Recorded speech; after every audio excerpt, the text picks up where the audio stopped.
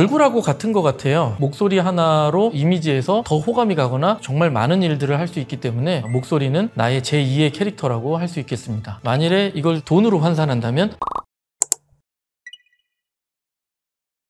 일반적으로 사람들이 이제 목소리가 떨리시는 분들 보면 아, 저분은 자신감이 없구나, 아니면 탁하신 분들을 보면 성격이 되게 강할 것 같다, 이렇게 오해하시는 분들이 또 계시더라고요. 실제 만나보면 그런 성격이 아닌데 그런 경우가 또 많이 있습니다. 예전에 저희 환자 중에서 목소리를 울먹이시는 분이 계셨었는데 그 울먹이는 목소리 때문에 고민이 되게 많으셨어요. 그래서 나는 하나도 안 슬픈데 사람들이 자꾸 자기가 슬퍼하면서 자꾸 말하는 것 같다고 그런 스트레스를 많이 받게 되죠. 그래서 목소리 같은 경우에는 우리가 자신감 있고 신뢰 있고 호감 있는 목소리를 하려면 좋은 발성을 사용하지만 또 안 좋은 목소리를 사용하게 되면 이렇게 안 좋은 쪽으로 또 많이 가게 됩니다. 목소리 같은 경우에는 되게 많은 정보가 담겨 있어요. 이 사람의 나이, 이 사람의 성격, 성향, 출신 지역, 그러니까 비언어적 커뮤니케이션이 많이 있죠. 알지 못하게 우리들은 목소리에서 많은 정보를 얻게 됩니다. 그래서 사람들이 많이 관심 있는 주제가 호감 있는 목소리를 내는 법, 신뢰 있는 목소리를 내는 법, 이런 것 같아요. 우리가 한 번도 뵙지 않았던 그런 분들을 전화통화해서 했다가 이미지에서 더 호감이 가거나 깜짝 놀라는 경우도 또 많이 있죠. 목소리 하나로 정말 많은 일들을 할 수 있기 때문에 목소리는 나의 제2의 캐릭터라고 할 수 있겠습니다. 평상시에 발성에 대한, 목소리에 대한 그런 관심은 하나도 없다가 이제 갑자기 면접이나 입사시험이나 이런 걸 볼 때 갑자기 이제 고액의 이런 스피치 학원에 등록하시는 분들이 또 많이 계신 것 같은데, 목소리 같은 경우에는 엄청난 비법이 있어서 그런 소리가 나는 것이 아니라 정말 내 몸의 균형이 잡혔을 때 그런 소리가 나는 것이거든요. 스피치 학원에서 화술에 대한 것을 배우는 거는 저도 되게 찬성하지만, 목소리에 문제 있으신 분들이 이제 스피치 학원에 이제 등록을 하셔가지고 병원으로 또 다시 내원하시는 분들이 또 많이 계세요. 제가 병원에서 근무하면서 만났던 환자분 중에 어떤 분이 계셨냐면 시간이 좀 많이 필요하신 분이 계셨어요. 치료 시간이 굉장히 오래 걸리는 분이 계셔서 제가 이런 질문을 했었습니다. 만일에 이걸 돈으로 환산한다면 어느 정도를 투자하실 수 있으시겠어요? 라고 했더니 전 재산이요, 이렇게 얘기하신 분도 계셨어요. 그래서 본질적인 문제를 갖고 계신 분들은 병원에서 발성 훈련을 조금 하신 다음에 그런 스피치 교육을 받는 것이 중요하다고 생각을 하고, 나를 정확하게 알아야 되는 게 첫 번째인 것 같아요. 내가 어떤 것이 필요하고 어떤 것이 부족한지 알고 하는 것이 중요하다고 생각합니다.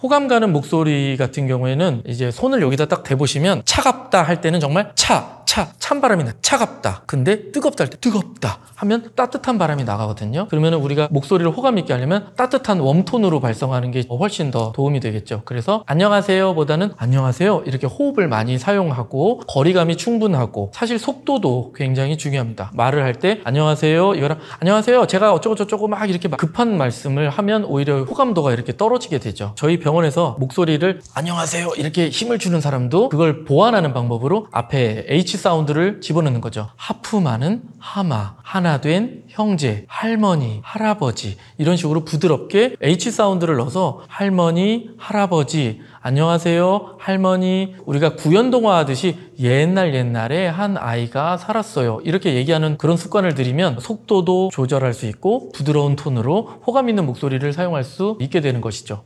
천천히 연습하기 위해서 이렇게 지점을 찍으면서 메트로놈으로 사용하시는 분들도 계시고, 안녕하세요 제가 무엇을 어떻게 왜 이런 식으로 천천히 이제 말하게 하는 그런 훈련도 하시더라고요. 흥분되면은 지나치게 빨라지잖아요. 우리가 그런 면에서도 말의 속도도 굉장히 중요하다. 많은 분들이 생각할 때 또 항상 이제 생각하는 게 복식호흡이에요. 그러면서 복식호흡으로 이제 말을 하려고 하는데 성악가들의 호흡법을 자꾸 이렇게 적용하시는 분들이 계세요. 그런데 우리 성대는 내가 쓸 수 있을 만큼의 호흡과 성대를 진동해서 이제 말을 하게 됩니다. 그렇기 때문에 과하게 그렇게 할 필요는 없고요. 우리가 물건을 들 때 들기 전에 힘을 줄고 드는 게 아니라 들다 보니까 힘이 들잖아요. 그런 것처럼 목소리도 사실 사용하다 보니까 점점 힘이 붙어야 되는데 힘부터 주시는 분들이 또 많이 계세요. 그리고 이미 목을 쥐어짜서 안 좋은 목소리를 갖고 계신데 한강에 가서 소리를 지르시거나 아니면 산에서 막 자꾸 이렇게 막 이렇게 하시는 그런 분들도 또 많이 계십니다. 좋은 목소리를 먼저 가지려면 호흡부터 편안하게, 그 다음에 내 표정도, 내가 눈이 이렇게 개심치리하면 목소리에 힘이 들어가고 눈을 똑바로 떠야 되는 거죠. 사실 우리 발성이라고 하는 거는 전체를 다 봐야 됩니다. 제가 이렇게 얘기하지만 살짝만 입만 삐뚤어져도 이런 소리가 나거든요. 안녕하세요 반갑습니다 이렇게 해도 벌써 자기는 의식 못하지만 어금니를 밀거나 아니면 말을 할 때 턱을 이렇게 내밀거나 이런 안 좋은 습관부터 찾는 것이 중요하다고 할 수 있겠습니다. 이런 것을 다 고치면 언제 고치냐 이렇게 생각하시는 분들도 계실 것 같아요. 그런데 사실 그런 거를 가볍게 몇 가지만 고쳐도 나머지 것들이 해결되는 것들이 있어서 그럴 경우에 턱 내리기 말씀드렸는데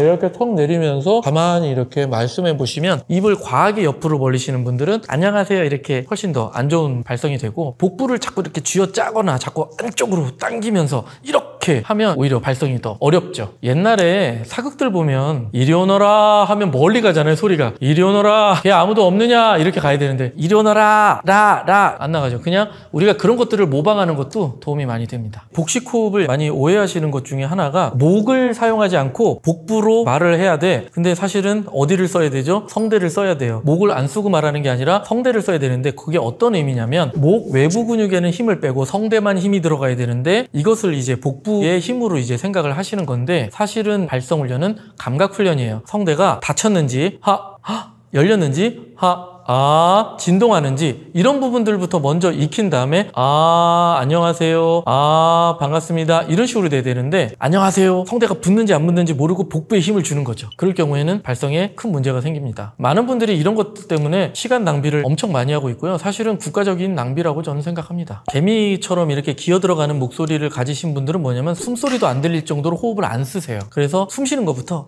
안녕하세요 제가요. 저 같은 경우에는 그래서 호흡 훈련을 좀 많이 좀 하는 편입니다. 그래서 입을 오므리고 이렇게 호흡 연습한 다음에 불면서 이제 발성 훈련도 하고 그런 식으로 해서 호흡량을 좀 늘리셔야 돼요. 그리고 안 내봤던 소리를 또 많이 내보셔야 됩니다. 작은 소리를 통해서 자꾸 바꿔도 오히려 발성이 안 돼요. 그렇게 작은 목소리를 갖고 계신 분들, 특히 여성분들이 그런 목소리를 많이 갖고 계시는데 그런 경우에는 저 같은 경우에는 남자처럼 목소리 한번 내보세요 라고 이렇게 권해요. 그러면은 진짜 좋은 여자 특유의 목소리가 남게 됩니다. 왜 그러냐면 본인들이 생각하는 목소리 말고 다른 소리를 한 번씩 내보내는 거예요. 동물 소리도 내보고 성별이 다른 소리도 내보고 특히 남성 같은 경우에 눌러서 자꾸 말씀하시는 분들 같은 경우엔 오히려 여성분들처럼 말씀해보세요. 가성으로 한번 말씀해보세요. 할머니처럼 말씀해보세요. 이렇게도 유도를 합니다. 애 같은 목소리를 갖고 계신 분들의 특징은 입이 여기 있는 거예요. 공명을 여기서 쓰는 거죠. 안녕하세요. 네 이게 아니라 안녕하세요. 안녕하세요. 안녕하세요. 안녕하세요. 안녕하세요. 이렇게 우리는 단계별로 다 활용할 수 있죠. 발성을 할 때 안녕하세요 이렇게 하기 때문에 목소리가 그렇게 애 같은 거고 이러면 우리가 생소리라고 얘기하죠. 근데 목소리를 고급스럽게 내려고 하면 살짝 커버링 된 소리, 이게 감싸는 듯한 목소리를 사용하는 것이 중요하다고 하겠습니다. 안녕하세요 보다는 감싸듯이 안녕하세요 안녕하세요. 그리고 사람들이 의식은 못하지만 윗입술 까면서 말씀하시는 분들도 계세요. 근데요 제가요 이렇게 이게 굉장히 중요한 공명강의이기 때문에 안녕하세요 이렇게 입술만 잘 봐도 많은 부분이 해결됩니다.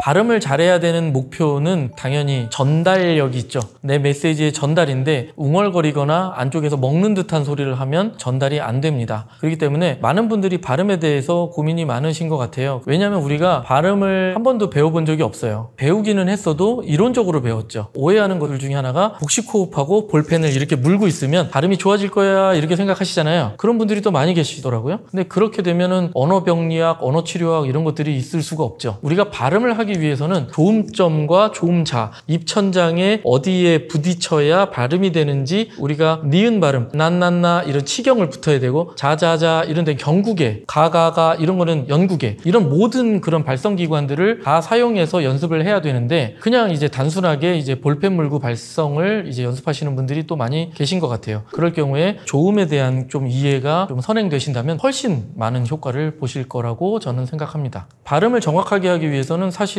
입모양이 삐뚤어졌는지 혀의 타이밍이 늦는지 그런 부분들을 이제 개개인마다 다 다르게 하기 때문에 제가 아까 말씀드렸던 허밍을 통해서 발음을 연결하는 훈련을 합니다. 그래서 발성을 잘 들어보시면 하면 우리가 숨부터 먼저 바람이 나가고 진동을 하고 이 진동에서 입을 벌리게 되고 모음이 되고 그 다음에 자음이 되는 거죠. 이런 식으로 같은 패턴을 만들어요. 가, 나, 다 이렇게 연습하면 오히려 각각의 패턴을 다 따로따로 연습하는 효과가 나기 때문에 저 같은 경우에 특히 많이 사용하는 게 같은 패턴으로 안녕하세요도 안녕하세요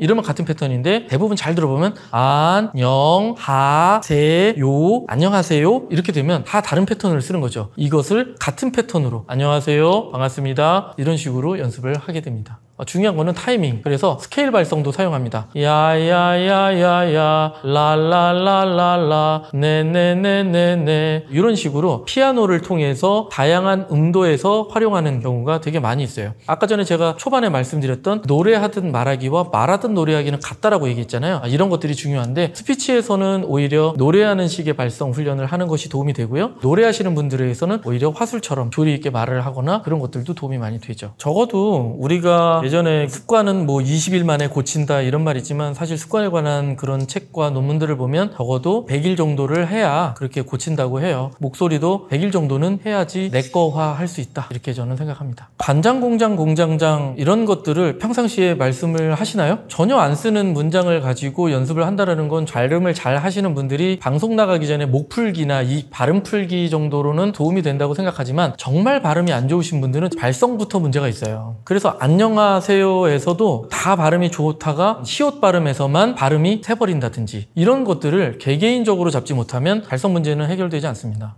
또 발음이 특정하게 어떤 발음에서 마찰음에서 문제가 있는지 아니면 양순음에서 문제가 있는지 똑같은 양순음에서도 맘맘마 바바바 이러면 좋은 발성인데 맘맘마 바바바 이렇게 빠지는 분들 이런 것들을 고쳐야 되는데 그걸 볼펜 한 자루로 고칠 수 있다? 좋은 방법이 아니죠.